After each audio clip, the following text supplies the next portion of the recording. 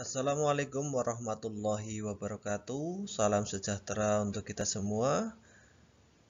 Berjumpa lagi bersama saya, Pak Nur Iswanto Kurniawan, dalam pelajaran Bahasa Indonesia. Dan kesempatan pada hari ini kita akan belajar yaitu tentang sebuah teks baru yang berjudul teks prosedur.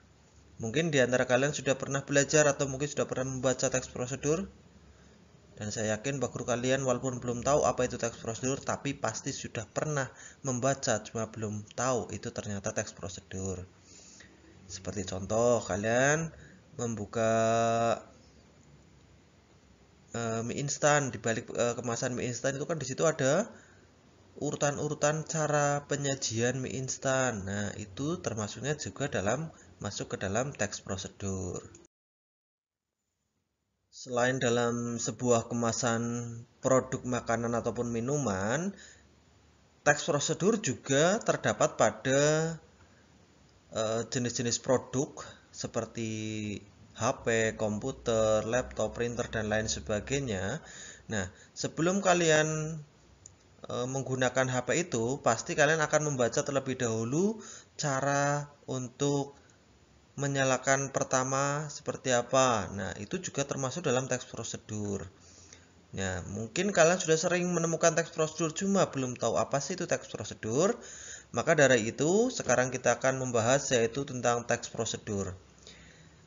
Teks prosedur adalah sebuah teks yang berisi tentang cara untuk membuat atau melakukan sesuatu hal dengan langkah demi langkah yang tepat secara berurutan sehingga menghasilkan suatu tujuan yang diinginkan.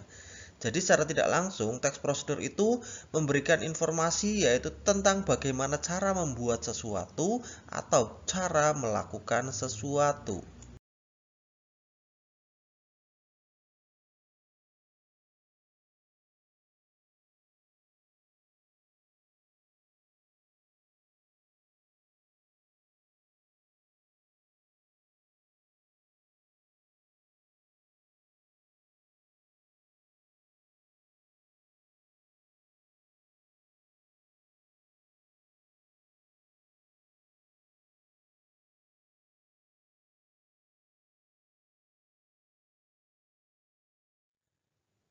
Setelah tadi kita mengetahui arti dari teks prosedur, nah sekarang kita melangkah ke tujuan teks prosedur.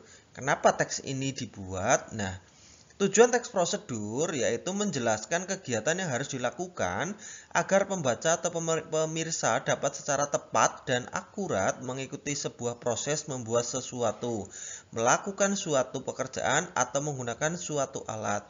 Jadi di dalam sebuah teks prosedur itu nanti ada urutan langkah-langkahnya yang secara sistematis yang harus dilalui. Tidak boleh urutan pertama langsung ke urutan belakang. Harus sesuai dengan urutannya. Ada urutan 1, 2, 3 sampai terakhir. Tuh.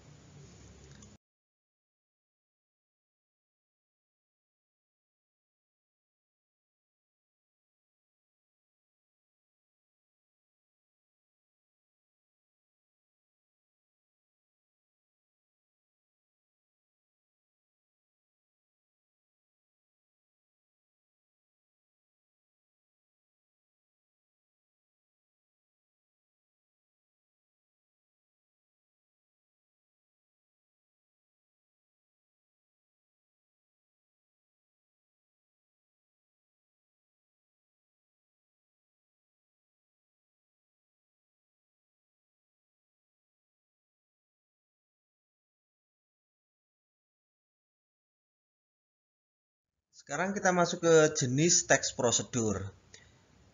Berdasarkan tujuannya, teks prosedur itu dibagi menjadi 3 jenis. Yang pertama, teks prosedur untuk memandu cara menggunakan atau memainkan suatu alat, seperti cara memainkan suatu alat musik, cara menggunakan alat, atau mungkin kalian baru pertama membeli sebuah printer dan biar kalian mudah untuk menggunakannya, kalian pasti membaca dulu langkah-langkahnya, dan itu termasuk adalah teks prosedur untuk memandu cara menggunakan atau memainkan suatu alat. Yang kedua yaitu teks prosedur untuk memandu cara membuat. Nah, ini sering sekali kita jumpai, seperti juga yang sudah kalian praktekkan kemarin, yaitu cara membuat telur asin. Nah, apa saja bahan-bahannya dan langkah-langkahnya, itu termasuknya ke dalam jenis teks prosedur untuk memandu cara membuat. Kemudian yang ketiga yaitu teks prosedur untuk memandu cara melakukan sebuah kegiatan.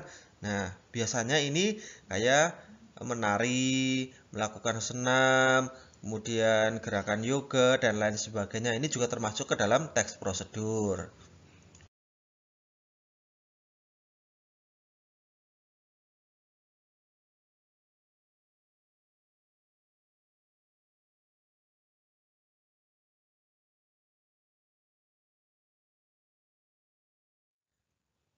Setelah kita tadi mengenal jenis-jenis teks prosedur, sekarang kita lihat isinya atau struktur dari teks prosedur.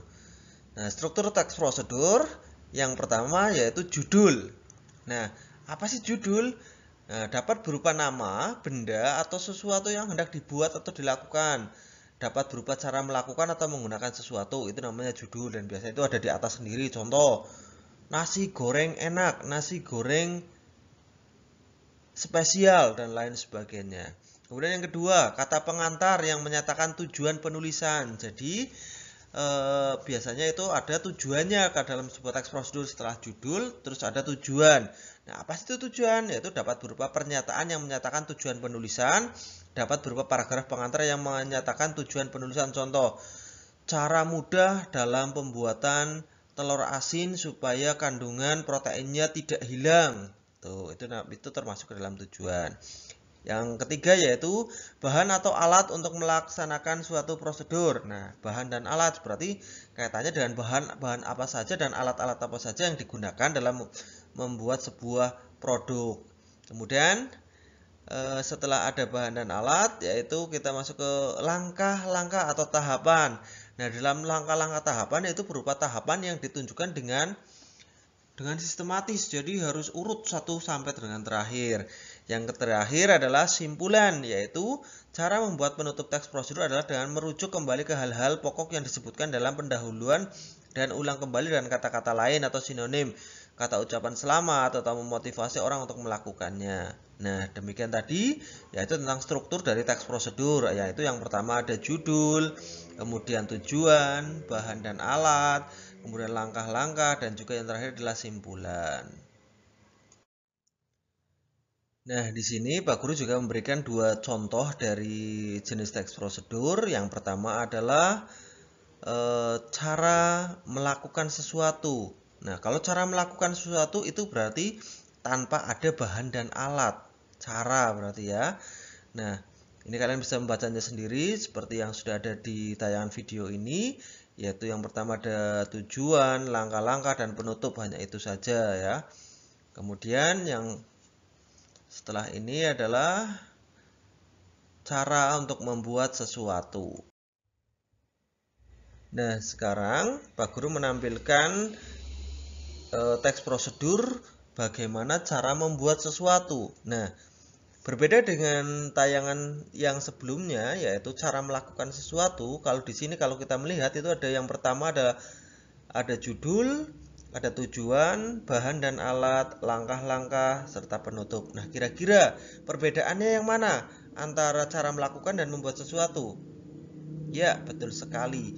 Perbedaannya yaitu pada bahan dan alat. Kalau di teks prosedur cara melakukan sesuatu tanpa bahan dan alat, tapi kalau di cara membuat sesuatu itu ada bahan dan alat.